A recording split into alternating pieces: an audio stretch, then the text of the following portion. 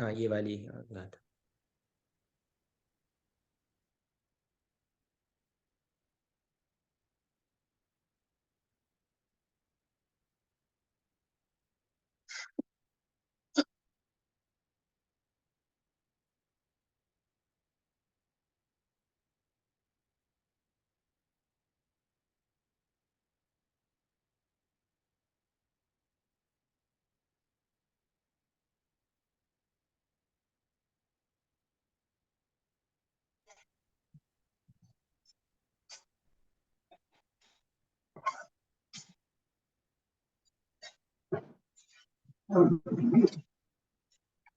समय सार परमागम पर हमारी चर्चा चल रही है, जिसमें व्यवहार स्तुति के पश्चात निश्चय स्तुति की बात हमारी प्रारंभ हुई थी। 31 नंबर की गाथा हमने लिखी। जो इंद्रिय जनिता प्राण सहावाधियम मुणदियादम तम खलु जिदिंद्रियम ते बढ़ंति जे प्रणिच्छेदा साहु। जो इंद्रियों को जीत के ज्ञान में आत्मा को जाने वे जितेंद्रिय हैं, और ऐसे जितेंद्रिय की इस प्रकार से स्तुति करना ही निश्चय से स्तुति कही जाती है। फिर इसका जो डिटेल है वो इसमें टीका में दिया हुआ है। अमृत चंद्राचार्य ने जो आत्मविख्यात लिखी है।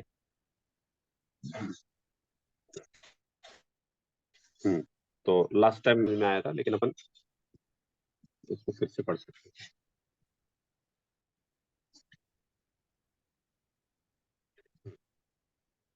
पढ़िए कुंदन जी, आप पढ़िए टीका। जो द्रविंद्रिय भाविंद्रिय।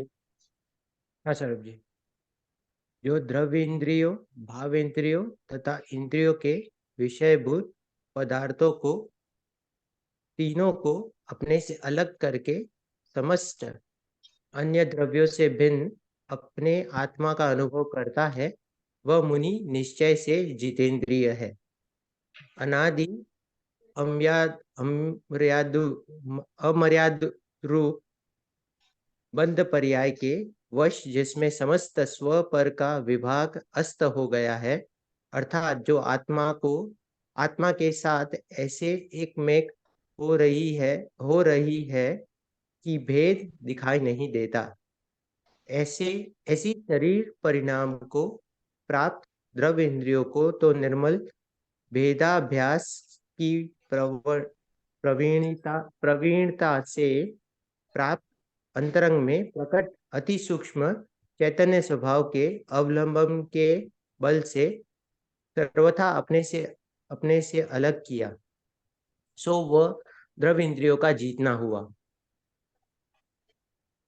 भिन्न भिन्न अपने अपने विषयों में व्यापार भाव से जो विषय को खंड खंड ग्रहण करती है, ज्ञान को खंड खंड रूप बतलाती है, ऐसी भाव इंद्रियों को प्रतीति में आने वाली अखंड एक चैतन्य शक्तिता के द्वारा सर्वथा अपने से भिन्न जाना, सो यह भाव इंद्रियों का जीतना हुआ।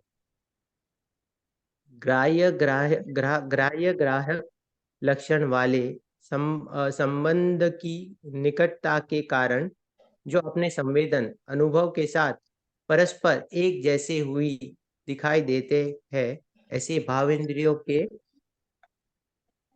द्वारा ग्रहण किए हुए इंद्रियों के विषयभूत स्पर्शादि पदार्थों को अपने चैतन्य शक्ति की स्वयमेव अनुभव में आने वाली असंगता के द्वारा सर्वथा अपने से अलग किया, सो यह इंद्रियों के विषयभूत पदार्थों का जीतना हुआ।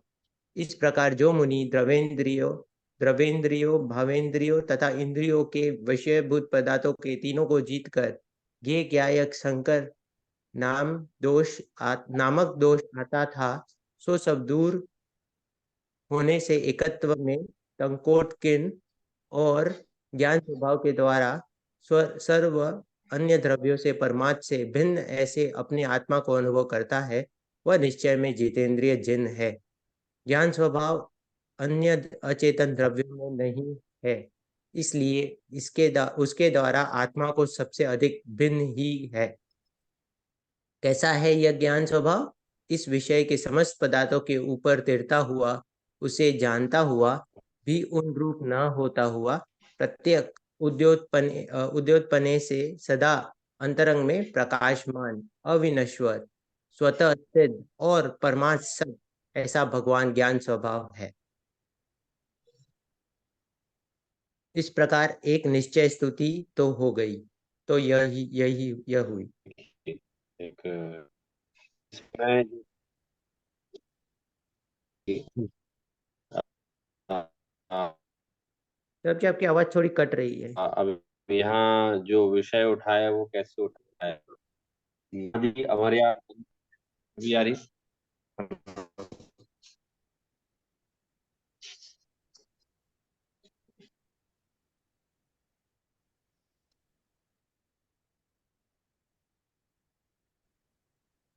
हेलो। हाँ सौरभ जी, सर जी 1 मिनट आवाज हम्म, कट गई थी। अब आ रही है। क्या आवाज आ रही है आपको? हाँ अब आ रही है।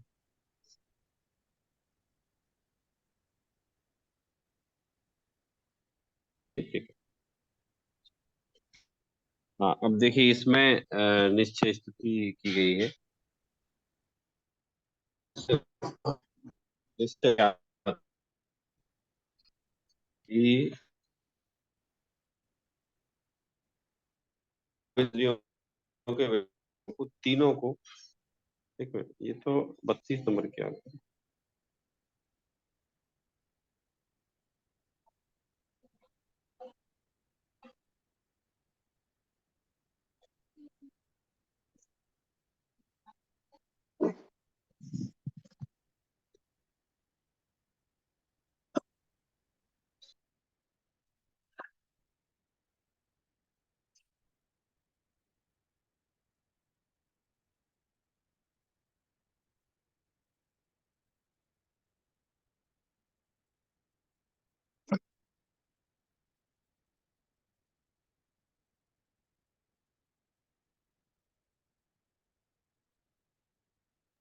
हेलो। हेलो। हाँ सौरभ जी, सर जी अभी आवाज आ रही है आपकी। आई। हाँ ठीक है। तो देखिए इसमें निश्चय स्तुति की हमारी बात चल रही थी। तो निश्चय स्तुति में देखिए शब्द आए कुछ, अभी जो पढ़ी ना आपने टीका, जिसमें गे गाय शंकर दोष आया। तो ये नई नई शब्दावली है, ये कोई हिंदी भाषा की शब्दावली नहीं है। ये तो हमारे जैन दर्शन की शब्दावली है।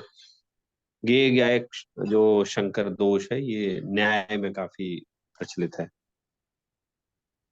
तो यहाँ ये कह रहे हैं कि निश्चय स्तुति क्या होती है। तो अगर गाथा को मूल देखें, तो मूल गाथा को तो बड़ा सरल हमने करके बता दिया कि जो इंद्रियों को जीतकर ज्ञानमय आत्मा को जानता है वे जितेंद्रिय हैं, और उन्हें परमार्थ साधक आत्मा ही उन्हें जितेंद्रिय कहा जाता है। उनको जिन कहा जाता है वही निश्चय से स्तुति कहलाती है, राइट।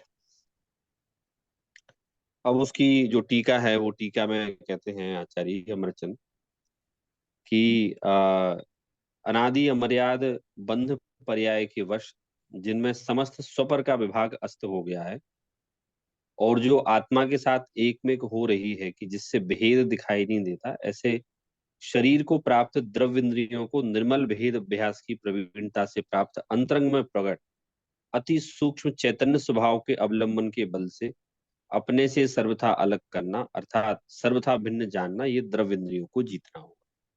मतलब ये अब सेंटेंस ऐसे ही बना। एक्चुअली में कोई भी बड़े ग्रंथ होंगे ना, तो उसमें ऐसे विदाउट ब्रेक इतने बड़े बड़े सेंटेंसेस बनते हैं। तो यहाँ आखिरी में कहा कि इस प्रकार से द्रव्य इंद्रियों को जीतना होगा। तो द्रव्य इंद्रियों को जीतते बता रहे हैं कि अनादि काल से हम इन इंद्रियों के अधीन थे, और वो इंद्रियां इतनी एक में हो रही थी हमारे साथ कि स्वपर का विभाग अस्त हो गया। मतलब ऐसा लगता ही नहीं था कि ये कुछ अलग है हमसे। और ऐसे शरीर जो हमारे साथ इतना एक में एक था, तो वो निर्मल भेद अभ्यास की प्रवीणता से अंतरंग में हमने जो चैतन्य स्वभाव का अवलंबन लिया, तो उसके कारण से हमने अपने आप को इंद्रियों से अलग करके जाना।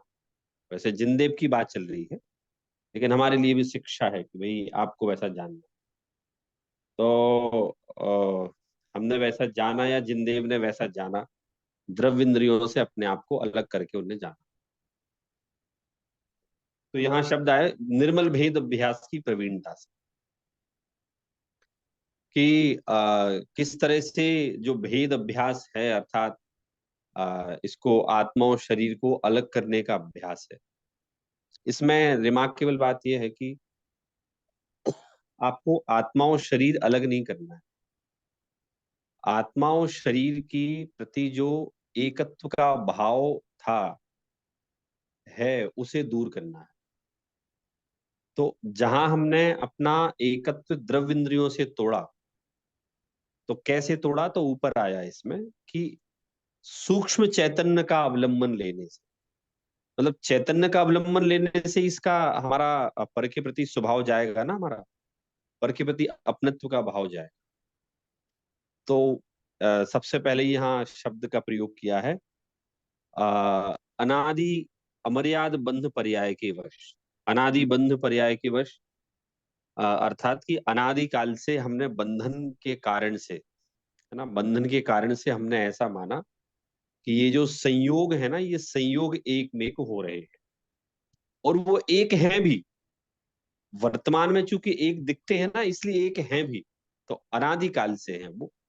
अनादि काल के जो बंध पर्याय के वशीभूत होकर हमने ऐसा माना कि ये सारे संयोग जो है ना, ये एक हैं, ये मुझसे अलग नहीं। फिर उसमें कह रहे हैं कि भाई जब जो ऐसे एक में एक हो रहे हैं कि जिनको हम अलग देख ही नहीं पा रहे हैं, तो भी अति सूक्ष्म चैतन्य स्वभाव के अवलंबन के बल से, तो भी हमने अति सूक्ष्म चैतन्य स्वभाव के अवलंबन का बल से हमने सर्व द्रव्येंद्रियों को अलग किया। तो बोले अलग कहाँ किया आपने? बोले हमने जो एक पने की मान्यता थी ना, हमने उस एक पने की मान्यता को हमने तोड़ा, तो उसे कहेंगे कि हमने द्रव्य इंद्रियों को जीता। हाँ, प्रेरित जी आपने हैंड रेज किया, आप कुछ पूछना हाँ, चाहते हैं? आपने बताया वो ज्ञान स्वभाव का अवलंबन, चैतन्य स्वभाव का अवलंबन। ये अवलंबन, अवलंबन शब्द का से यहाँ क्या क्या तात्पर्य है, क्या अर्थ है, यहाँ पे क्या करना चाहिए? हाँ, अवलंबन देखिए ये बहुत साधारण सी नीति है कि पर पदार्थ से अगर आपको अपनापन तोड़ना हो ना, तो स्व पदार्थ से आपको अपनापन जोड़ना पड़ेगा। तो ऐसे अभी तक तो क्या था कि हमने शरीर आदि पर द्रव्यों से, या शरीर मान लेते हैं कि, क्योंकि शरीर ही हमें ऐसा दिखाई देता है जिसमें हमारा एक पे एक पने का संबंध दिखाई देता है। तो शरीर से हमारा संबंध एक में एक पने का है, क्योंकि यहाँ आचार्य ने कहा कि वो तो तुम्हारा है ही नहीं, वो तो अनादिकाल से बंधन की पर्याय है। तो फिर कहा कि उससे तुम्हारा अपनापन कैसे जाएगा, तो तुम रियल चीज को अपनी मान लो ना। तो जब आप चैतन्य स्वभाव का अवलंबन लेंगे, अर्थात जो चैतन्य आपका स्वभाव है, मूल स्वभाव है, जब उधर दृष्टि ले जाएंगे, तो ऑटोमेटिक पर पदार्थों से आपकी दृष्टि हट जाएगी। तो वही बोल रहे हैं कि यही द्रव्य इंद्रियों को जीतना है, क्योंकि ये सर्वज्ञ के कॉन्टेक्स्ट में बात चल रही है। तो यहाँ शब्द दिया है कि सर्वथा अलग करना। तो इसका तात्पर्य ये भी है कि जो पूर्व अवस्था में वो थे, तो उनने द्रव्य इंद्रियों को कैसे अलग माना था, तो चैतन्य के अवलंबन के द्वारा उन्हें द्रव्य इंद्रियों को अलग माना, और फिर उसका अवलंबन लेते रहे, तो वो मुक्ति को प्राप्त हो गए। तो इस तरह से उन्होंने अपने आप को द्रव्य इंद्रियों से अलग किया, या द्रव्य इंद्रियों से जीतना हुआ। यानी अवलंबन, यानी वो लोग यहाँ पे अवलंबन यानी मानने की बात कर रहे हैं कि अपने आप को ये चैतन्य स्वभाव मानो, अन्य द्रव्य मत मानो, ये उसका तात्पर्य है ना? हाँ हाँ, हमारे श्रद्धान में तो यही है ना। वैसे तो हम्म। देखिए, अगर हम चाहें भी तो सिद्ध अवस्था के पहले तो हमारी शरीर से जो निकटता है वो दूर कभी नहीं हो सकती ना। तो एक पने की मान्यता तो मान्यता में ही है ना। एक पने का जो हमारा अंतरंग में श्रद्धान है, वो मान्यता में, सोच में है। Then you will have to break that kind of thought. If you are thinking that soul and body is one, तो हमें चैतन्य स्वभाव का अवलंबन लेना और ये मानना है कि अ, यही केवल एक स्थायी तत्व है। और मुझे इसका अवलंबन लेना है, ऐसी मान्यता मानना है।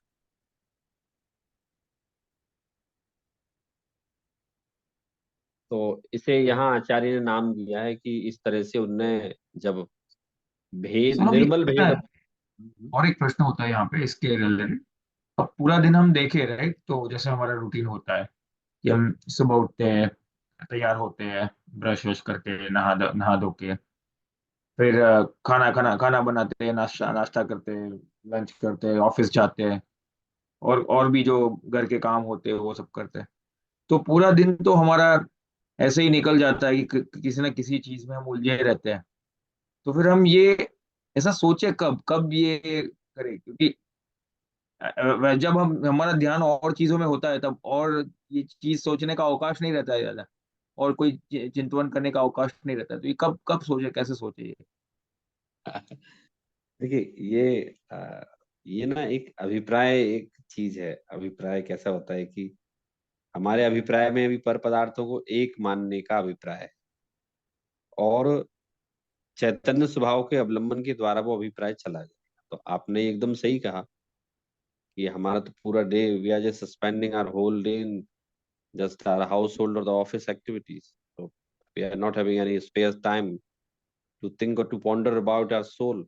हम तो ध्यान भी नहीं कर सकते।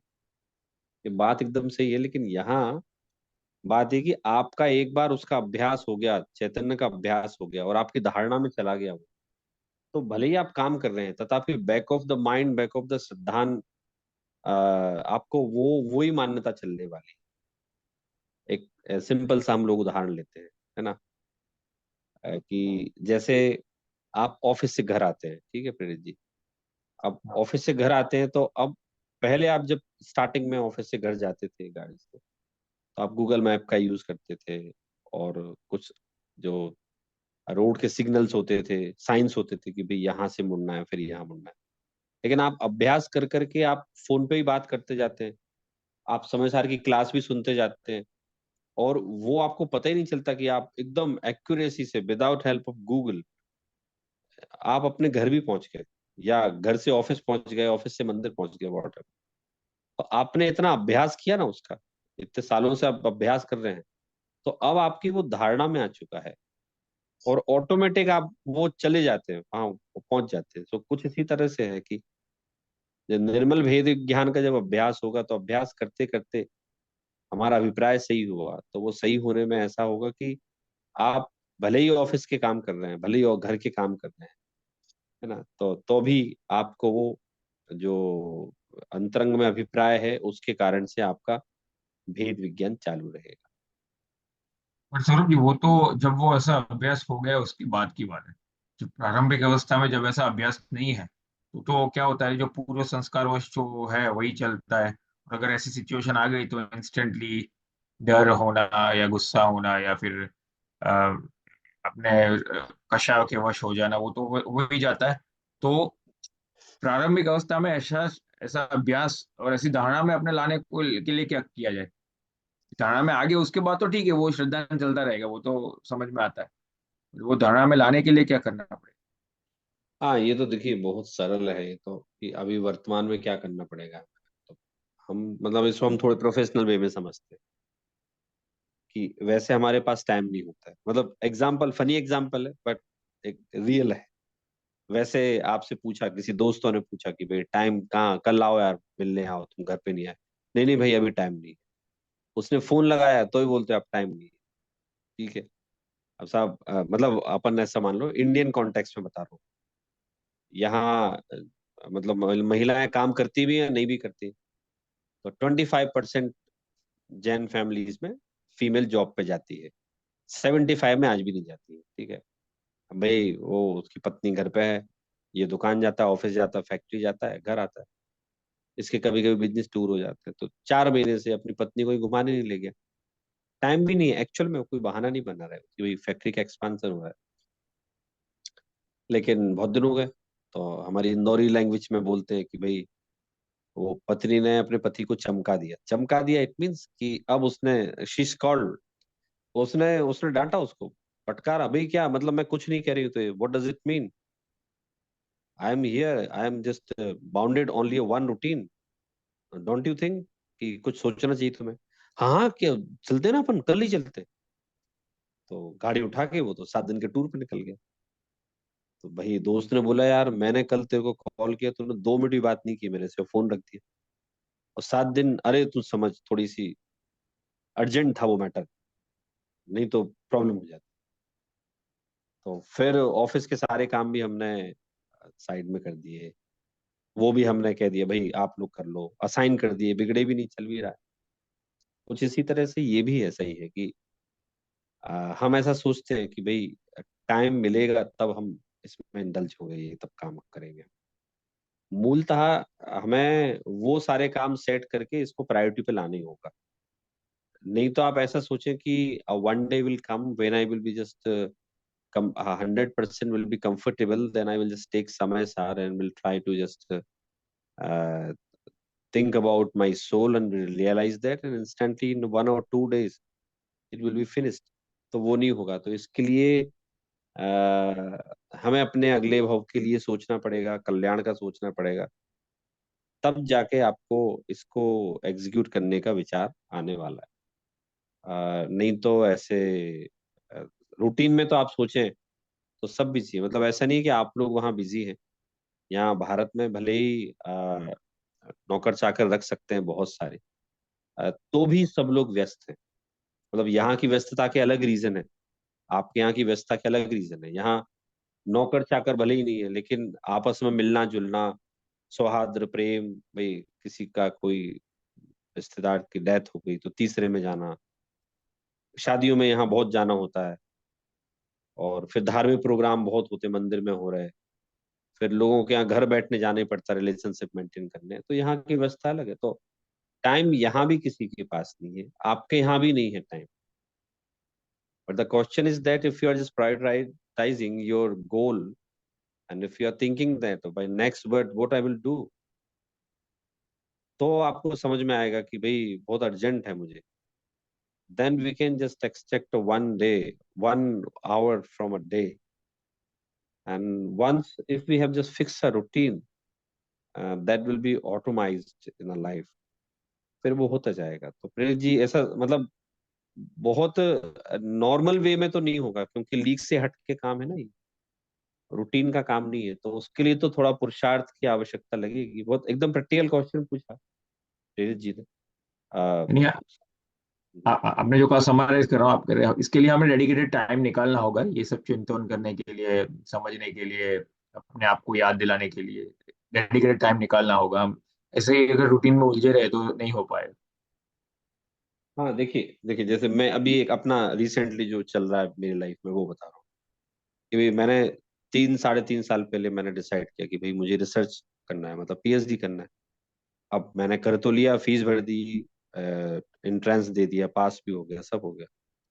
लेकिन जब मैंने करने बैठा तो मुझे तो एक दिन का भी टाइम नहीं मिले। क्यों? ऑफिस के काम, फिर प्रवचन, दूसरे काम, तो टाइम ही नहीं मिले बिल्कुल। तो 6 महीने तो मेरे ऐसे ही निकल गए थे, जब मैंने एक पेज भी नहीं लिखा। मुझे समझ में आया कि ये ऐसे हो ही नहीं सकता। ये मुझे 1 घंटे का अपना खुद का स्वाध्याय भी नहीं छोड़ना, मान लो प्रवचन भी नहीं छोड़ना, तो क्या करूं?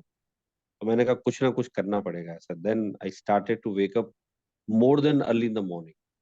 मतलब अर्ली मॉर्निंग कहा जाता 5 बजे, तो मैंने उठना चालू किया 3 बजे, 4 बजे। और वो प्रैक्टिकल ऐसा देखा मैंने कि वो 3 4 बजे से लेके मैं 6 साढ़े 6 7 तक जो पढ़ लूँ, जो रिसर्च पेपर अपने तैयार कर लूँ, वो हो जाते हैं। उसके बाद मैंने एक बार लैपटॉप बंद किया, इसमें भी कि बस मैं 5 मिनट होके आता हूँ, सीधा रात को 10 बजे आ पाता हूँ, लैपटॉप वैसा का वैसा चालू रहता है।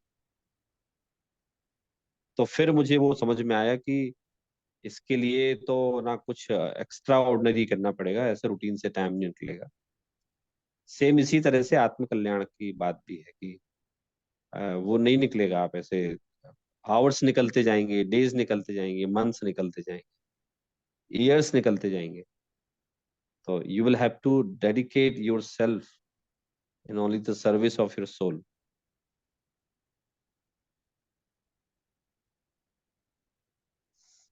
तो ये सबके साथ ही होता है। जब अपने माथे पे पड़ती है चीज, देन देन हम तो उसको एग्जीक्यूट करते हैं। Kujan ji, you have also raised your hand, so do you have any sir question? जी, सर जी यहाँ पे एक एक क्वेश्चन ऐसा आता है कि अ, यहाँ पे जैसे आपने एग्जाम्पल लिया था गूगल मैप्स का कि आप कहीं पे जा रहे हो तो आपने उसका अवलंबन लेके मतलब हेल्प लेके थोड़े दिन के गए, फिर ऑटोमेटिकली वो एक रूटीन बन गया। तो और एक टाइम के हिसाब से भी होता है, धीरे धीरे यूज टू हो जाते हो। तो उसी प्रकार धर्म में भी मैं ऐसा मानता हूँ कि आप धीरे धीरे मतलब जैसे आप वेद विज्ञान की भी बात कर रहे हैं, ऐसे भी वो भी एक प्रैक्टिस है जो ओवर द टाइम आप हर समय कर सकते हैं। तो वो मतलब जो हर समय करते रहेंगे, मतलब कोई भी काम करते रहे उसमें बैक ऑफ द माइंड आपके ये चलता हो, जैसे आपके कोई भी प्रैक्टिकल वर्क चल रहा है उसके पीछे आपके पीछे मतलब जैन बैकग्राउंड या जैन कंसेप्ट्स और वो चलते रहे। और फिर अलग से भी आप जिस तरह से कह रहे हैं कि डेडिकेट करके टाइम दे, तो उसमें उससे उसी से होगा कि नहीं, मतलब वो एक 24 घंटे होना चाहिए कि एक दो घंटे भी होना इम्पोर्टेंट है साथ में, मतलब वो मेरे को सोचना है। नहीं, देखिए, 24 घंटे तो हम अपने जीवन की कोई भी क्रिया नहीं करते। फॉर एग्जाम्पल, हम लोग कमाते तो 24 घंटे कभी नहीं है। 24 घंटे कमाए तो महीने भर ही काम कर पाए हैं। आफ्टर आफ्टर 1 मंथ मतलब हम तो मरण के निकट आ जाएंगे। 24 घंटे कोई भी कोई काम नहीं हो सकता। एक स्पेसिफिक हमने लिमिटेड ऑफ टाइम बना रखा है हर क्रिया के लिए। फॉर एग्जाम्पल, खाना खाते हैं, हम लोग भोजन करते हैं ना, तो भोजन का टाइम नेचुरली एक एवरेज निकालें तो हाफ एन आवर का होता है कि हाफ एन आवर में हम लोग भोजन कर लेते हैं। लेकिन वो हाफ एन आवर का भोजन पूरे दिन चलता है कि नहीं चलता है? वो स्वाध्याय भी कुछ इस तरह से होता है। स्वाध्याय करना का डजंट मीन कि मतलब मैं ये सलाह नहीं देता हूँ। जैसे हम लोग जो एज के लोग हैं ना, तो मैं ये सलाह किसी को नहीं देता हूँ कि you must quit the job and just you must renounce your all responsibility of your domestic life, and then you must only just involve and indulge yourself in the study of Janagam. वो नहीं हो पाएगा आपका, क्योंकि आपका उपयोग इतना तीक्ष्ण नहीं है ना। अभी तो मुनराजों का उपयोग ऐसा होता है जो 24 घंटे उसमें लगे रहते हैं। हमारा उपयोग नहीं है वैसा। मतलब 1 घंटे हम पढ़ लेंगे तो पूरी दिन हमें एनर्जी दे सकता है। धीरे धीरे करके आपका अभ्यास बढ़ेगा, 1 से 1.5 घंटे होगा, 2 घंटे होगा। मतलब एक क्रमिक विकास है, आप यूँ समझिए। जब तक आप बीच में कमाई भी कर रहे हैं, आपके बच्चे ही बड़े हो रहे हैं, तो कमाई कर रहे हैं तो कमाई जुड़ रही है आपकी। फिर वो पैसा जुड़ गया तो पैसा भी कमा के हमें दे रहा है। It means we have invested that somewhere, then automatically we are getting money. So two people are working, एक me and second my money. धीरे धीरे क्या होगा कि आपकी बॉडी की पावर या इंटरेस्ट आपका कम होगा। लेकिन एक टाइम ऐसा भी आएगा कि what the amount you have invested, that is just giving you the money more than what you are earning by doing job. अब क्या हुआ इतने सालों के अभ्यास से कि यू स्टार्टेड योर स्वाध्याय by half an hour, then you gradually you increased it, then more than half an hour, 45 minutes, 1 hour. Then within 1 or 2 years, you increase as a 2 hour.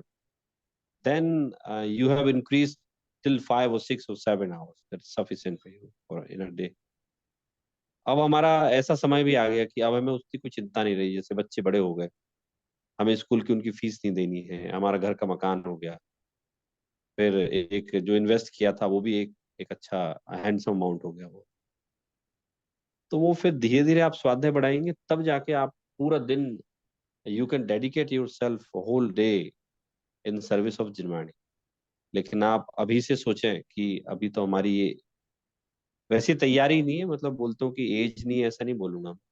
बाकी मैं ये बोलूंगा कि ऐसी तैयारी नहीं है। मतलब मैं खुद की भी अगर बात करूं, if you just ask this question to me whether you are capable to just do swadhyaya whole day or not, yes I can, but I can just fix this full time swadhyaya only for 1 week, 2 week or 1 month.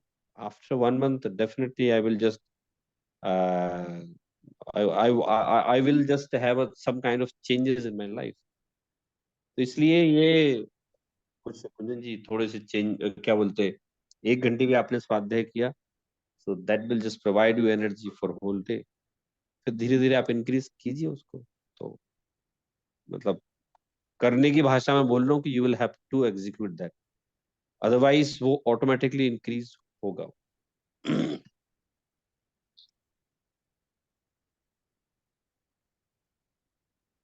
ठीक है sir जी। Sir जी, और एक question, अभी ये द्रव्येंद्रियों जी हम बात कर रहे हैं, तो हम्म। इसमें जो जो प्रोसेस हो रही है, जो द्रव्येंद्रियों से भावेंद्रियों और इंद्रियों, मतलब पूरे विषय, मतलब पूरा अलग हो रहा है, वो सब एक साथ हो रहा है, एट ए टाइम हो रहा है। हम इसे अलग करके, उसको डाइसेक्ट करके जानने की कोशिश कर रहे हैं, लेकिन ये सब हो रहा है तब एक ही साथ हो रहा है, राइट? हाँ हाँ, हमारी तो शब्दों में तो क्रम है ना। शब्दों में तो क्रम है, तो हम क्रम से ही समझेंगे। फॉर एग्जाम्पल, हमें जब बहुत भूख भी लगती है ना, तो हम भोजन को क्रम से ही खा पाते हैं। अगर किसी ने हमें एक साथ 10 रोटी ला के रख दी, चावल ला के रख दिया, मिठाई ला के रख दी, तो उससे बोलो कि भाई आपको बहुत तेज भूख लग रही है ना, आप खाओ। वो कहेगा नहीं नहीं, खाना मुझे पूरा है, लेकिन one by one I will just get. तो ऐसे ही समझना पूरी जिनवाणी है हमें। और ये जो प्रोसेस हो रही है, ये एक साथ हो रही है, लेकिन इसको समझाया कैसे जाए? तो वो तो वन बाई वन ही समझाना पड़ेगा, इसलिए वन बाई वन की बात जो है वो इसीलिए आई कि पहले द्रव इंद्रिय हैं, भाव इंद्रिय हैं, इन इंद्रियों को जीत रहे हो।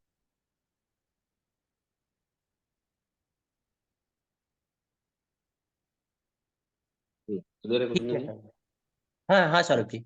सौरभ जी, और वो भी, उसी में भी मैं यही कहना हूँ, भेद विज्ञान करते करते पहले तो द्रविंद्र से अलग हो, फिर मतलब this is all about practice, right? मुनिराज जो करते हैं, पहले अपने द्रविंद्रों को जीतते हैं, भाव इंद्रियों के, फिर वो मतलब हो रहा है, मतलब वो सब धीरे धीरे होके, प्रैक्टिस होने के बाद एक ऐसा समय आएगा जब सब पे जीतना, मतलब अतीन्द्रिय आनंद का ही मतलब ये होना, ये पूरा एक प्रोसेस होते होते होते प्रैक्टिस ही है।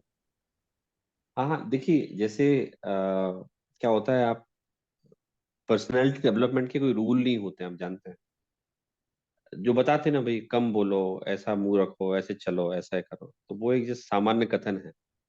मूल रूप में आप लोग खुद ही फील करेंगे कि जब आप लोग अध्ययन करते हैं, सत्संगति में रहते हैं, then automatically this nectar kind of thoughts are generated inside your heart.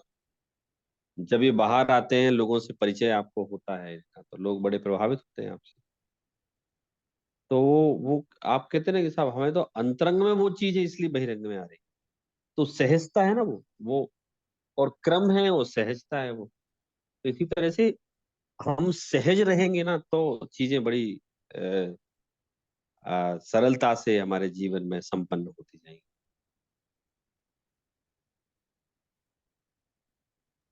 ठीक है सौरभ जी। हाँ।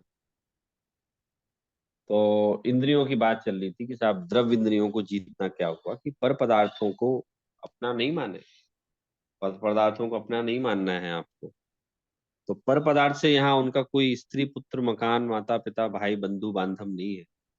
यहाँ तो पर पदार्थ से तात्पर्य उनका शरीर से है। शरीर is the closest element in any human life, or we can say in any Narki, Triyanj, Dev, anyone. But though we are human, that's why I'm talking about that the body is the closest uh, element with soul.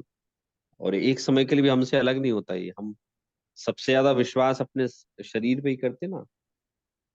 बहुत प्रेम भी करते हैं, थोड़ी सी प्रतिकूलता आने पे हम दुखी भी हो जाते हैं। तो यहाँ कह रहे हैं कि आप जो है ना, आप उसको अपना ही नहीं मानो। आप दुखी हो रहे हो इसलिए क्योंकि आप अपना मान रहे हो। तो आप उसको अपने ही मत मानो। आप जब आप उसको अपना नहीं मानेंगे, तो दुखी होने का सवाल ही पैदा नहीं हो। भाई आज ओवर कॉशियस हो गए ना, जैसे हेल्थ में लोग क्या हो गया, हेल्थ को लेके लोग ओवर कॉशियस हो गए। हाँ, मतलब आजकल भारत में भी ऐसा फैशन आप देखने को मिलेगा कि 60-60, 70-70 साल की अम्मा जी जो हैं, बाऊ जी हैं, वो अपने हाथ पे एक वो ट्रैकिंग डिवाइस लगा के कितने स्टेप में चला हूँ, वो करके वो एक्सरसाइज करती हुई दिखाई देती है। वेस्टर्न आउटफिट पहन के एक्सरसाइज करते हुए, दौड़ती हुई दिखाई देती है। So the question is that why that uncle and auntie, what they are doing, even they have reached the age of 70 or 75। तो कह रहे हैं वो शरीर से अपनी सबसे ज्यादा निकटता मानते हैं ना वो। तो वो ऐसा सोचते हैं कि मैं भले ही 75 ईयर्स का हो गया, 80 का हो, लेकिन फिर भी भाई इसे तो सही रखना पड़ेगा। थोड़ी सी वेदना होती है तो वो बहुत दुखी हो जाते हैं। तो उनसे कहा डॉक्टर ने कि भाई आप 75-80 साल के हो गए हो, तो कोई चीज 80 साल पुरानी हो जाए, गाड़ी 80 साल पुरानी हो जाए, तो वो फिर मेंटेनेंस मांगती कि नहीं मांगती, और उसमें कुछ ना कुछ खराबी होती रहेगी। लेकिन अनादिकाल के संस्कार के वशीभूत शरीर में इसका अपनापन इतना पक्का और गहरा है कि ये मानने को तैयार नहीं होता कि अब सही में मेरा शरीर 80 साल पुराना हो गया, जीर्ण शीर्ण हो गया और धीरे धीरे करके बीमार होगा। उसको दुख और बढ़ता जाता हो, मतलब शरीर से राग होने के कारण से उसका अनादिकाल के जो बंध के पर्याय के जो वशीभूत होकर वो उन सबको अपना मानता है। इवन अपने भारत में तो ऐसे सेंटेंस नहीं सुनेंगे, लेकिन अभी जैसे यूके मेरी बात होती है, वहां बोलते हैं कि हमारे यहाँ की एवरेज आयु 90 है। ठीक है, तो अगर कोई 60 साल का हुआ है, 65 साल का है, तो बोलता है यू आर क्वाइट यंग। 65 साल में यू आर क्वाइट यंग, क्योंकि अभी आपको अगर ऐसे देखें तो कितने साल जीने का पोटेंशियल है, 65, 75, 85 and 90, 25 years more you are having the more time to spend of this मनुष्य भाव। तो साहब 90 में मेरे पिताजी गए थे, 90 में मैं जाऊंगा। साहब मैं तो क्वाइट यंग हुआ ना, मैं तो इतने बूढ़े होने के बाद भी उनको ये लगता है कि हम तो अभी क्वाइट यंग हैं, और हम बीमार हो गए तो कैसे हो गए, और हो जाते हैं तो वो बड़े चिंतित रहते हैं, दुखी रहते हैं।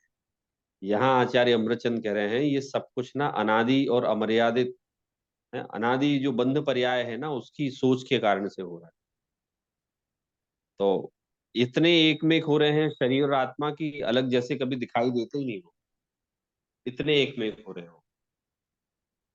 तो फिर यहाँ आया कि साहब आप जो एक में एक पना तोड़ेंगे वो कैसे तोड़ पाएंगे आप? तोड़ने का तरीका क्या है? तोड़ने का एक ही तरीका, एक में एक पना तोड़ने का ये तरीका है कि आप भेद विज्ञान करो आप, तो पर पदार्थों से एक में एक पना टूट जाएगा। और भेद विज्ञान का भी जो हमारा प्रश्न उठा कि कैसे होगा, दिन में टाइम तो मिलता ही नहीं है, तो वो धीरे धीरे होगा। अभी हम निर्माणी का अध्ययन चालू किया है, वैसे भी काफी समय हो गया, भले ही हम संडे टू संडे क्लास लेते हैं, तो भी हमारी क्लास में कंसिस्टेंसी है। और आज हमारे मन में क्वेश्चन तो आ रहा है ना, कम से कम, कि हमारा पूरा दिन तो व्यस्त रहता है, हम कैसे पढ़े, ये क्वेश्चन है ना। क्वेश्चन है का मतलब ये है कि समाधान भी है। तो यहाँ कह रहे हैं कि ये जीव अनादि अमर्यादित पर्याय के वशीभूत होकर ये पर पदार्थों से ये अपनत्व करता है ये, और उनसे अपनत्व तोड़ना ही द्रव इंद्रिय को जीतना है। और जिसने सर्वथा उनसे अपनत्व तोड़ दिया है, तो वो जितेंद्रिय कहलाते, जितेंद्रिय जिन कहलाते हैं।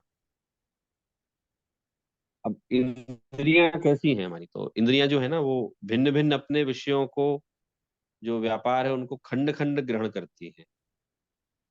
मतलब इंद्रियों का आपको पता ही है तो कि हम क्रम से जानते हैं ना सब चीजें, हम एक साथ नहीं जानते, सब चीजें खंड खंड में जानते हैं। जैसे जब हम आगे का देख रहे हो ना तो हमें अपने सर के पीछे दिखाई नहीं देता कुछ भी। हम आज तक अपना सर के पीछे का हिस्सा कैसा लगता है नहीं देख पाए, हम आज तक अपनी पीठ नहीं देख पाए। हाँ, एक अलग ये बात अलग है कि आप आईने के सामने खड़े हो जाएं फिर आप अपना सर पीठ देख सकते हैं। लेकिन अगर ऐसे देखें हम, मतलब without help of any mirror और फोटोग्राफ, तो हमने आज तक अपनी पीठ ही नहीं देखी। हमने हमने अपना चेहरे के पीछे का भाग नहीं देखा, हमने अपने सर के पीछे का भाग। लेकिन देख सकते हैं अपन, भाई आईना रखें फोटो निकालें तो देख सकते हैं। कहने का तात्पर्य है कि पंडित जी, वो आचार्य यहाँ ये कह रहे हैं कि एक समय में एक ही पदार्थों को जानने का स्वभाव है, अलग अलग एक साथ सारे पदार्थों को नहीं जानते। और खंड खंड विषयों को ग्रहण करती, टुकड़ों में, मतलब एक साथ ऐसा नहीं है कि मैंने सब कुछ जान लिया। वो खंड खंड ग्रहण करती, ज्ञान को खंड खंड बतलाती है। ऐसी भावेंद्रियों को प्रतीति में आती हुई अखंड एक चैतन्य शक्ति के द्वारा अपने से सर्वथा भिन्न करना, भिन्न जानना, ये भावेंद्रिय का जीतना हुआ। तो द्रविंद्रिय का जीतना और भावेंद्रिय का जीतना, कि मैं जो अपने ज्ञान से पर पदार्थों को जानता हूँ, मैं उसको ही अपना नहीं मानूंगा। और चैतन्य स्वभाव के अवलंबन के द्वारा मेरा जो उपयोग खंड खंड रूप पर पदार्थों में जा रहा है, हो रहा है, मैं तो चैतन्य स्वभाव के अवलंबन से उसको जो है दूर कर दूंगा। देखिए समय सार हम लोग पढ़ रहे हैं, और जब समय सार हमने स्टार्ट किया था इवन मोक्ष मार्ग प्रकाशक भी स्टार्ट किया था, तो we are just studying today Samaysar, that's why I am talking about it. Samaysar एक ऐसा ग्रंथ है जो वास्तव में हमें मुक्ति का मार्ग दिखाने वाला है। लेकिन इसके साथ साथ सावधानी भी, हमने 12वीं गाथा में पढ़ी थी कि भाई नयात्मक अगर ज्ञान हमें नहीं है ना, तो हम तो कंफ्यूज हो जाएंगे। और वो नयात्मक ज्ञान को यहाँ क्लैरिफाई किया जा रहा है कि निश्चय स्थिति और व्यवहार स्थिति क्या होती है। तो अगर नयात्मक ज्ञान नहीं है तो समय सार जितना बेनिफिशियल हो सकता है, वो उतना घातक भी सिद्ध हो सकता है। तो कैसे हो सकता है कि जब आपसे ये कहा जा रहा है कि साहब आप तो एक चैतन्य शक्ति से बने हुए हैं और आप तो इन सब चीजों से अलग हैं, कभी इनमें थे ही नहीं। तो उसे, जो व्यक्ति इस को बैकग्राउंड नहीं पता है समय सार आदि का, जो व्यक्ति को नेचर नहीं पता है जिनागम का, आत्मा का, वो तो उत्सृंखल हो जाए। वो तो यही बोलेगा ब्रह्मोस्मि, मैं वर्तमान में ही ब्रह्म हूँ, है? मैं वर्तमान में ही भगवान हूं मैं। तो वो ऐसा बोलने लगेगा, और ऐसा भ्रम काफी सारे पुराने लोगों को हुआ है। मैं नाम लेके उनका प्रचार नहीं करना चाहता कि मैं नाम बताऊं फिर आप क्यूरियोसिटी से उनको जाने, लेकिन पुराने टाइम में ऐसे कई लोग हैं जिनने अपने आप को ऐसा मान लिया, अब हम इंद्रियों से परे हो गए, हम तो भगवान हो गए, हमने तो जीत लिया, अब अपने काम कषाय को वश में कर लिया। तो यहाँ कह रहे हैं भैया हम तो वहां जा ही नहीं रहे, ये तो हम शावकों के कर्तव्य हैं जो आप बता रहे हो। हम तो कह रहे हैं जिनदेव की निश्चय स्तुति हम कर रहे हैं, तो कैसी कर रहे हैं वो सुनो। द्रव इंद्रिय जीत ली उनने, कैसे जीती हम बताया है यहाँ। और भाव इंद्रियों को भी उनने जीत लिया है। तो भाव इंद्रियों को जीत लिया है तो एक सेंटेंस है, लेकिन वो जो है भाव इंद्रियों की जीतने की प्रोसेस क्या है, दैट इज इम्पोर्टेंट थिंग। तो द्रव इंद्रियों को जीतना हो चाहे भाव इंद्रियों को जीतना है, उसमें एक कॉमन चीज हमारे सामने आई है कि टू नो योर सेल्फ। पूरा का पूरा जो है फोकस कहाँ है, अपने आप को जानने में तो है ना पूरा फोकस। समय सार की विषय वस्तु ऐसे देखेंगे तो बिल्कुल सेम चलने वाली है, कोई अंतर कहीं भी नहीं आएगा। क्योंकि हर प्रकरण के बाद, हर गाथा के बाद आचार्य एक बात ये बोल देते हैं कि भेद विज्ञान ही एक यूजफुल एलिमेंट है, वस्तु है, इसके अलावा और कोई काम करने लायक नहीं। तो वो एक नयात्मक कथन है। लेकिन यहाँ जो प्रकरण चल रहा है हमारा दिव्य इंद्रिय और भाव इंद्रिय का जीतना, तो इसमें एक कॉमन चीज सामने आई कि चैतन्य का अवलंबन लेने पर जब हमारा उपयोग द्रविंद्रिय से हट जाता है तो उसे कहते हैं द्रविंद्रिय जीती। और चैतन्य का अवलंबन लेने पर हमारा जो ज्ञान खंड खंड वस्तु को ग्रहण कर रहा था, वो जो ज्ञान है, वो ज्ञान हमारा आत्मा के अवलंबन से कॉन्सेंट्रेटेड वो हो गया है। तो इसे कहते हैं कि साहब उसने भाव इंद्रियों का उसको जीतना कहलाया। स्वरूप जी, अ, हाँ जी। एक प्रश्न आपने जो बताया ना, तो उसके रिलेटेड थोड़ा, और मुझे कुछ क्वेश्चन भी थे उसके रिलेटेड। जैसे हाँ जी। श्रीमद् राजचंद्र के कुछ पत्र प्रकाशित हुए अगास आश्रम से, तो उन्होंने उस पत्रों में ऐसे कुछ स्टेटमेंट लिखे जो मैं वो लेटर से ही पढ़ रहा हूँ कि लिखा हुआ है कि सर्व प्रकारથી હું સર્વજ્ઞ સમાન અત્યારે થઈ ચૂક્યો છું એમ કહું તો ચાલે। फिर दूसरा एक स्टेटमेंट है, વધારે શું કહેવું, આ વિષમ કાળમાં પરમ શાંતિના ધામરૂપ અમે બીજા શ્રી રામ અથવા શ્રી મહાવીર જ છીએ, કેમ કે અમે પરમાત્મા સ્વરૂપ થયા છીએ। અને और एक था इसमें स्टेटमेंट कि हाँ, દુષ્મ કાળના દુર્ભાગી જીવો, ભૂતકાળથી ભ્રમણાને છોડી વર્તમાનના વિદ્યમાન આ મહાવીરને શરણે આવો, એ એટલું તમારું શ્રેય છે।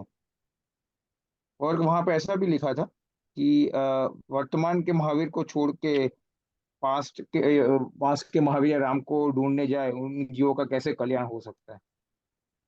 तो मुझे समझ में नहीं है कि ऐसे ऐसे स्टेटमेंट उन्होंने क्यों दिए थे ऐसे लेटर में, कि गलत। ऐसा तो हम कहते हैं कि मैं ज्ञान स्वभाव ही हूँ, आत्मा हूँ, परमात्मा स्वरूप हूँ, सिद्ध स्वरूप, वो तो हम कोई भी बोलते हैं।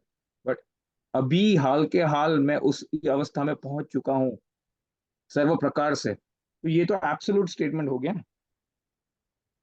हाँ वो सही नहीं है। क्या है देखिए, आप अगर इनकी बायोग्राफी पढ़ेंगे तो उसमें और ध्यान देंगे थोड़ा सा तो आपको पता चलेगा कि श्रीमत जी मूलतः इनके जो पेरेंट्स थे ना, तो इनके पेरेंट्स, इनका जन्म तो हाइब्रिड है, मतलब एक हिंदू थे एक जैन थे, जैन में भी श्वेतांबर जैन थे, राइट।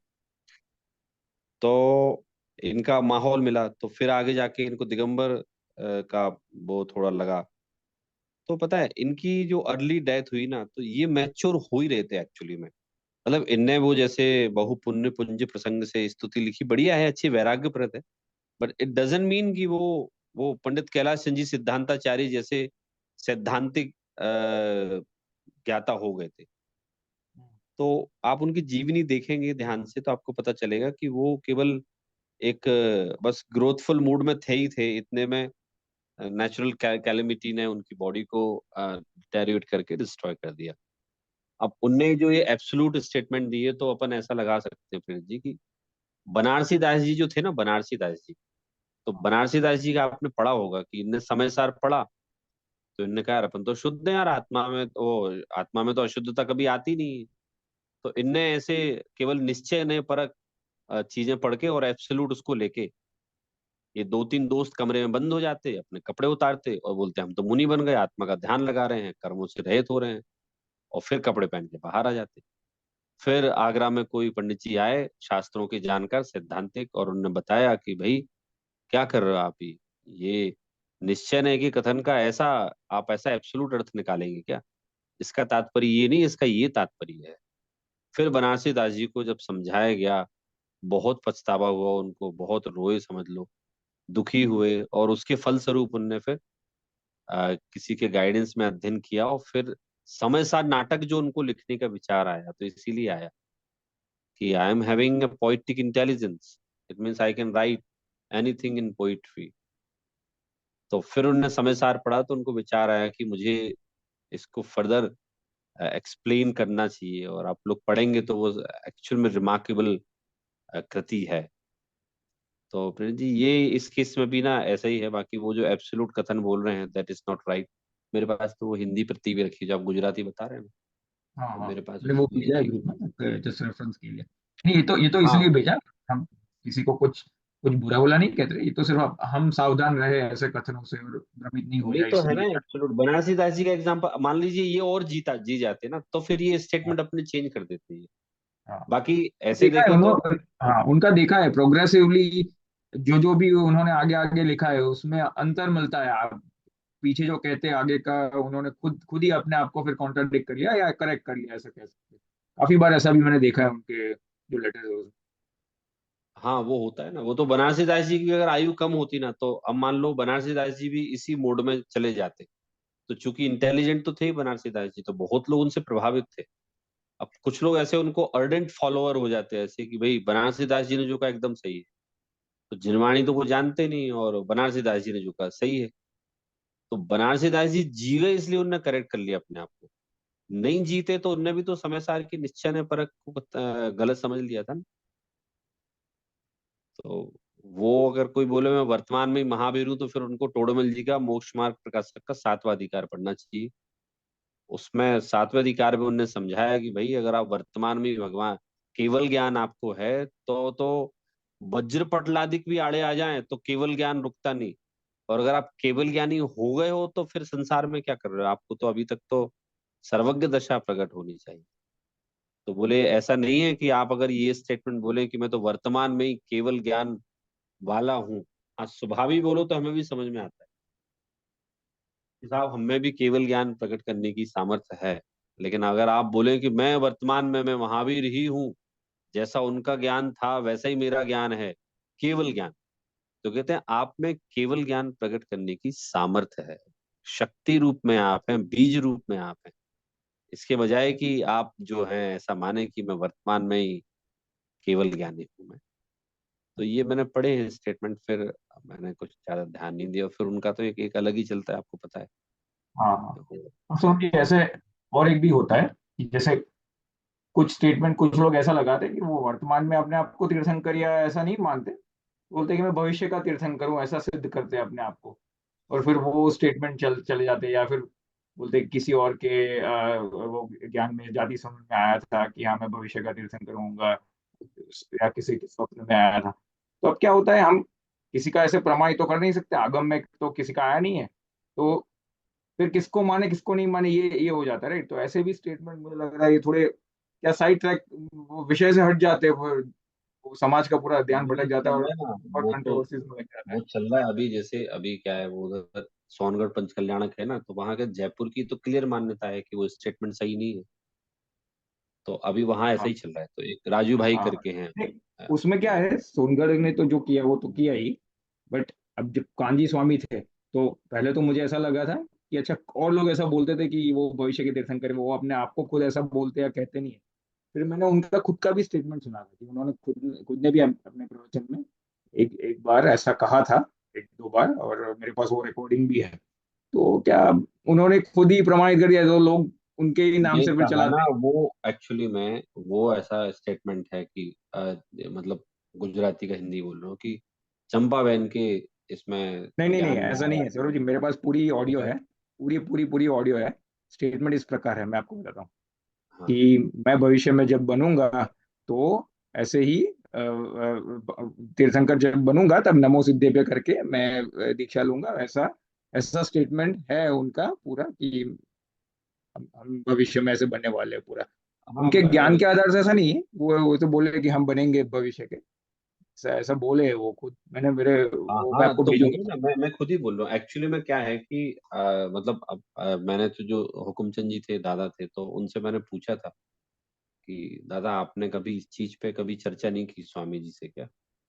तो बोले वो मेरे से हर चीज शेयर करते थे, चर्चा करते थे, लेकिन इस विषय पर ना वो मौन हो जाते थे, तो कभी मुझे कोई क्लेरिफिकेशन नहीं मिल पाया।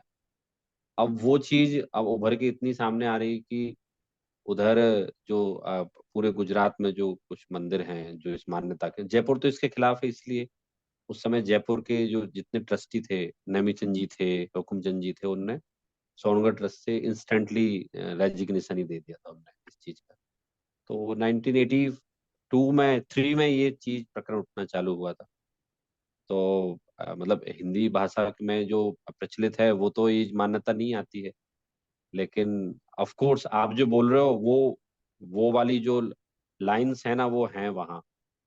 अब उसमें तो अपन, जैसे भी कुंजन जी घर पे आए थे, तो कुंजन जी ने मेरे को कहा कि सौरभ जी मुझे पता है, आप आप जो थॉट वाले हो, आप जयपुर की थॉट प्रोसेस वाले हैं। तो मैंने कहा हाँ, आपने एकदम सही पहचाना, और कोई मुझसे पूछता भी है तो मैं वही बोलता हूँ। वैसे तो हम जिनदेव की थॉट वाले हैं, फिर हाँ भी अगर नहीं आप सर जी, कहेंगे। कहने का मतलब क्या है कि जयपुर सोनगढ़ का तो अलग मामला, चलो कर लिया, अगर खुद कांजी स्वामी के, उनके खुद के आवाज में ये वर्ड्स मैंने सुने हुए हैं। हाँ है ना। अब वो देखिए, हाँ उनने समय सार का एकदम एग्जैक्टली एकदम सही निरूपण किया, ये हाँ रिमार्केबल है वो चीज। अब वो सेंटेंस उनने, अब पता नहीं इन्फ्लुएंस में कहा, उनकी कुछ मान्यता हाँ में कुछ आया हो, सोच में आया हो, वो तो सर्वज्ञदेव जानते हैं। हाँ उनके समय सार के निरूपण में कहीं गड़बड़ नहीं है, ये अपन को पता है। लेकिन वहां वो उनने जो बोला ना, वो बोला, मतलब वो तो ऑडियो रिकॉर्डिंग है, हाँ आपके पास भी, सबके पास ही है वो तो। हाँ। उसमें तो कोई तो दोहराई उसकी नहीं है। वजह से क्या पूरा कंट्रोवर्सी क्रिएट हो गया। अगर वो खुद ही नकार देते कि ऐसे हो नहीं हो, वो तो सबका अपने का विषय, कोई भी हो सकता है, जैसे मारीची भी भविष्य के तीर्थंकर थे वो, उस टाइम पे तो मारीची थे ना, तो वैसे तो कोई भी हो सकता है भविष्य का तीर्थंकर तो। बट वो बात इतनी मायने नहीं रखती, और इतना उसका कोई इंपॉर्टेंस नहीं है हाल के कॉन्टेक्स्ट में, और उसके बोलने से कंट्रोवर्सी क्रिएट ज्यादा होती है और कुछ नहीं होता है। हाँ नहीं, 100 वो तो नहीं, 100 वो हो ही रही ना, अभी अभी हो ही रही है, 100% हो रही है वो तो। मतलब ऐसे देखेंगे इंटरनली, अब हम इस हाँ फील्ड में हैं तो इंटरनली बहुत कॉन्फ्लिक्शन हो रहा है हाँ। और वो कि वही बहुत से उसी टाइम लोग। पे वो इसको नकार देते कि इस चीजों की कोई आवश्यकता नहीं, बस इतना ही करना था और कुछ करना ही नहीं था। हाँ, वो आप एकदम सही बोल रहे हैं। तो देखिए क्या है एक्चुअली में कि अपन लोगों का तो उस समय जन्म ही नहीं हुआ था, मतलब मैं भी दुनिया हाँ में नहीं था, आप भी नहीं थे। हाँ उस समय की सामाजिक परिस्थिति और इस बारे में उनकी कांजी स्वामी जी की सोच क्या थी, हम नहीं जानते। तो अपन ये देखते हैं कि सावन ने समय सार का निरूपण बढ़िया किया, अच्छी बात है, बढ़िया है। राजचंद जी का अपन देख रहे थे, भाई आपने स्तुति अच्छी लिखी, बढ़िया बात। लेकिन जहां वो वाली बात आती तो उस चीज के अगेंस्ट में मैं भी हूँ, आप भी हैं, कि भाई अगर राजचंद जी बोलते हैं कि मैं तो वर्तमान में महावीर जैसा हूँ, तो मुझे उसमें विरोध है और मुझे उसमें ऑब्जेक्शन भी है। अगर लोग बोलते हैं कि साहब कांजी स्वामी धातकी खंड के तीर्थंकर बनेंगे, स्पेसिफिक इनके में आया, तो मुझे उसमें विरोध है, क्योंकि जिनवाणी में उनका कहीं नाम नहीं हाँ लिखा है। हाँ समय सार ने अच्छा निरूपण किया, उसका समर्थन है मुझे, हाँ वो हाँ, सही है। समर्थन है मुझे। तो मतलब ये केवल मैं आपसे नहीं बोल रहा हूँ, ये रिकॉर्डिंग अपनी हो रही है, मैं कॉमनली बोलता हूँ सबको। भी कल ही यहाँ प्रवचन हुआ था साधना नगर में, तो मैंने उनको बताया, मैंने कहा आप लोग अगर मेरा स्टेटमेंट सुनना चाहें तो सुन लीजिए। मेरा ये स्टेटमेंट है कि समय सार उन्होंने बताया, बढ़िया बात है, लेकिन अगर कोई ऐसा बोले कि आप ये बोलो, तो मैंने कहा मैं नहीं बोलूंगा। तो वो मैंने बोला सबके सामने। हाँ तो ऐसे अभी भी कह रहा हूँ मैं कि अभी जो हमारे प्रकरण कहाँ से चला है कि साहब अपना समय सार जो है ना, बड़ी सावधानी से पढ़ने लायक ग्रंथ है। इसके साइड इफेक्ट भी आ सकते हैं कि कोई वर्तमान में अपने आप को अ, अ, बहुत इस टाइप से मान सकता है, मन करा रहा है आपको कि what potential you are having. आप अगर भेद विज्ञान करते हैं तो आप सर्वज्ञ बन सकते हैं, आप में सामर्थ्य है वैसी। वो ये पूरा बताने का पर्पज समय सार का है। तो इसमें बढ़िया बात तो ये है, देखिए हम तो फिर उस बात को याद रखते हैं कि जहां जिनागम में हमें अन्य मतावलंबियों से भी द्वेष करने का नहीं बताया है। तो जैसे श्रीमद जी की हमारी पहले भी चर्चा हुई 2-4 बार, तो अपन लोग तो बस चर्चा करते हैं, हमें किसी से कोई दोस्त थोड़ी है, कोई द्वेष नहीं है। We are just critically analysing the thing. We are not against और we are not opposing anyone, क्योंकि हमारे पास इतना उपयोग थोड़ी है कि हम किसी को अपोज करें। तो ऐसे ही हम समय सार पढ़ रहे हैं, तो हमें तो we will have to concentrate only to understand this, and meanwhile we will find any fact which will we have to study as a critical study. Definitely we will just delve into that. तो इस तरह से आज की class हुई। और ऐसे हम ऐसे प्रेर जी ऐसे अपन टॉपिक ले सकते हैं नॉर्मल, जो हमारे क्रिटिकल एनालिसिस जिसमें हम करते हैं, नो इशू, उससे क्या हमारा भी कंसेप्ट क्लियर होता है, मतलब हाँ, हमारा तो है, ये अच्छा लगता है सर भी साथ ऐसे में जो क्या लोग आते हैं। हमारा एटमोसफियर इतना अच्छा है अपने क्लास का कि हम कोई भी टॉपिक ओपन माइंडेडली यहाँ डिस्कस कर सकते हैं, और कोई राग द्वेष या कोई प्रॉब्लम विदाउट कंट्रोवर्सी, और क्रिटिक आपने जैसे कहा क्रिटिकली एनालाइज करते हैं just to understand without really having any opposition और एनी प्रॉब्लम्स टुवर्ड्स एनीबॉडी। तो ये बहुत बढ़िया है, हमको समझ में भी आ जाता है सही चीज क्या है, और हम सारी चीज से कंट्रोवर्सी से दूर भी बने रहते हैं। हाँ हाँ, वो तो हमारी क्लास तो भी अपन तो हर चीज को क्रिटिकली एनालाइज करती है ना, कि भाई कोई हाँ निष्कर्ष सामने आए, हमारी चीजें सामने निकल के आए। तो बढ़िया है ऐसे, मतलब मैं तो ये बोल रहा हूँ कि you are just living the golden phase of your life because we are studying Samaysar. सो समय सार तो जिनवाणी है, दूसरी भी जिनवाणी है, लेकिन समय सार इसलिए थोड़ा सा महत्व रखता है कि इतने साल की हमने जो आप लोगों को जो नींव तैयार की है, बनी है हमारी क्लास में। So now you have been solidified by your base. Now we are studying Samaysar, तो हमारे भटकने के चांसेस कम हो जाते हैं।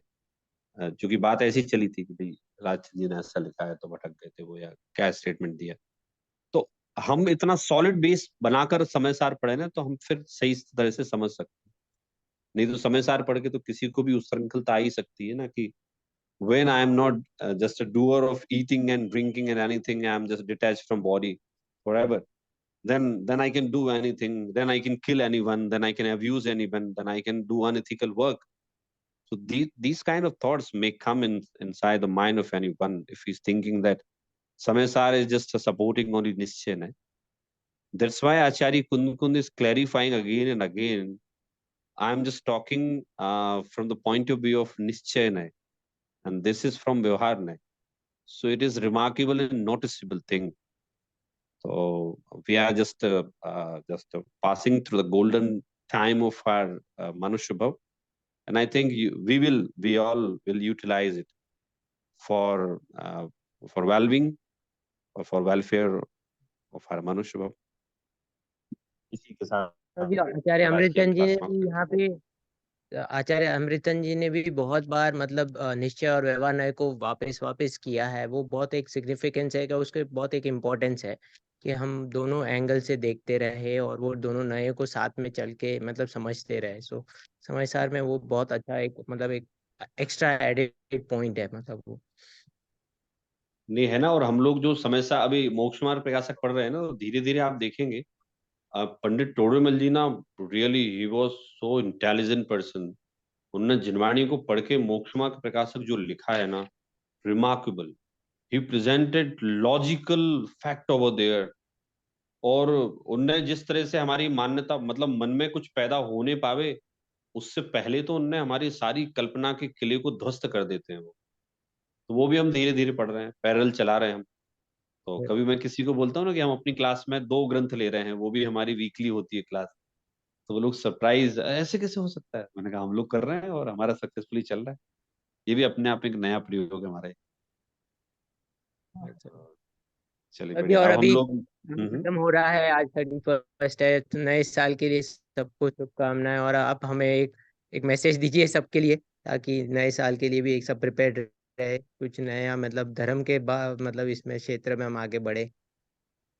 बहुत बढ़िया। देखिए, तो we are jumping to next year. So आज आज 2023 है, बाय टुमारो 2024 आ जाएगी। तो मैं बात करूं तो मतलब मैं और अपनी प्रेरित जी की बात करते हैं हम लोग, तो it is the matter of 2009 and now we are standing at 2023 24। तो प्रेरित जी, पता ही नहीं चला हमारा इतना समय कैसे साथ निकल गया।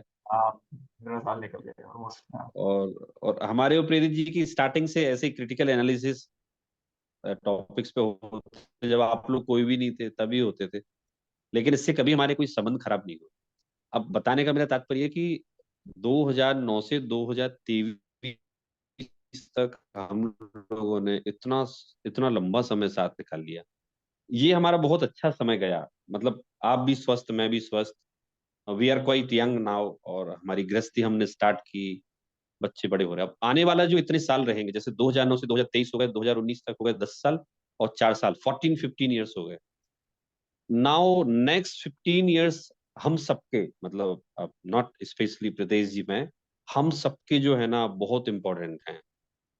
हमारी लाइफ की कंपाउंडिंग जो है ना, this is the time when everything will be compounded. if you are having bad habits, that will be compounding enormously, and if we are having good habits, so the remarkable point is that we are having good habits of स्वाध्याय। ये हमारा plus है। Minus ये है कि जितना समय हमें देना चाहिए उतना हम नहीं दे रहे हैं। और अब हमारे पास जो समय बचा है, तो हम ऐसा भले ही सोचें कि हमारे यहाँ की आबो हवा अच्छी है, हम यहाँ बोले कि हमारे यहाँ ज्यादा फिजिकल वर्क नहीं करना पड़ता बर्तन आदि मांजने का, तो हम लोग ज्यादा जिएंगे। लेकिन एक्चुअल सिचुएशन ये है कि अब हमारे पास टोटल ऑल इन ऑल 10 साल हैं हमारे पास। So we are not going to die, I am not saying that we are going to die. 10 साल इट मीन्स कि अब हमारे 10 साल जो है ना, उनमें हम बहुत अच्छी तरह से स्वाध्याय कर सकते हैं। क्योंकि उसके बाद हमारे हो सकता है शरीर में बीमारियां आ जाएं और कोई प्रॉब्लम आ जाए। तो 2024 आ रहा है, 34 भी आएगा। आई होप हम जब तक भी साथ में रहेंगे। लेकिन मेरा 2024 के लिए आप सबको यही मैसेज है कि पैसे आदि तो क्या है, पैसे तो हम लोग थोड़ा थोड़ा भी कमाएं तो बहुत कमा लेते हैं। क्योंकि हमारी कोई बुरी आदतें नहीं है ना, इसलिए हम पैसा तो जोड़ ही लेते हैं। और अगर कोई चीज इंपॉर्टेंट हमारी लाइफ में होनी चाहिए ना, so that is only one thing, which is Jinvani का अध्ययन। हमने अभी तक जितनी कषाएं की हों, हमने अज्ञान के वशीभूत होकर जो भी कार्य किए हों, तो हमें उन पे पछतावा होना चाहिए। और अब 2024 के बाद वैसे काम मैं नहीं करूंगा, ऐसा हमें एक अपने अपने आप को ही हमें एक प्रॉमिस देना चाहिए। For the time I have wasted in my life, and now we are promising, we must promise to ourselves that at each and every moment of my life I will utilize in the service of Janmani only. This promise is not for others, but I will just keep this promise for myself only. तो अब compounding का जो time आ रहा है, तो I will not से you that कि आप अपने ऑफिस का प्रमोशन लीजिए। मैं तो अभी ये बोलता हूँ, अब आप प्रोफेशनली जहाँ हैं वहीं रहिए। अब आप कोई अब प्रमोशन की, कोई सैलरी की, अब I think you must not try to go. अब 2024 और उसके आगे मेरी कामना, मेरी भावना and my instruction is that मैं स्वयं और आप सब भी जिनवाणी के अध्ययन मनन में अपना जीवन निकालें। बस इतना ही मुझे कहना है। फिर मिलते हैं 2024 में हम लोग।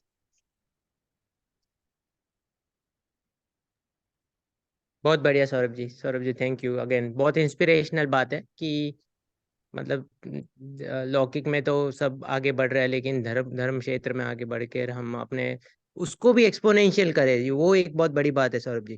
कि कंपाउंडिंग जैसे आप बोल रहे हैं ना, तो धर्म भी कंपाउंड होता है, वो दिखता है। व्रत, नियम, तप, संयम और आचार, मतलब चारित्र में भी बढ़े, और मतलब व्यवहार में तो हो ही, मतलब और मतलब पढ़ने में भी हो, लेकिन उसके साथ चारित्र में भी हो। सो बहुत अच्छी बढ़िया बात कही Saurabh ji. Thank you very much हमको सिखाने के लिए और साथ में ये क्लास लेने के लिए। Thank you everyone for attending to.